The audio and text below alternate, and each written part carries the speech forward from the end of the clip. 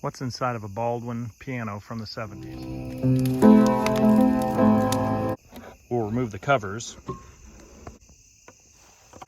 We'll hit a key and see how the magic happens.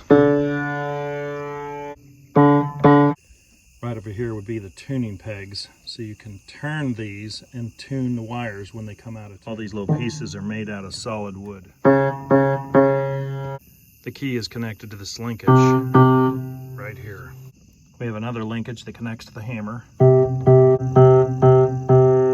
When the hammer comes back, it hits this piece of felt, so it's nice and quiet.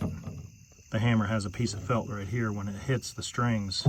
The pedals at the bottom move mechanisms on the top. Here we've got the center pedal.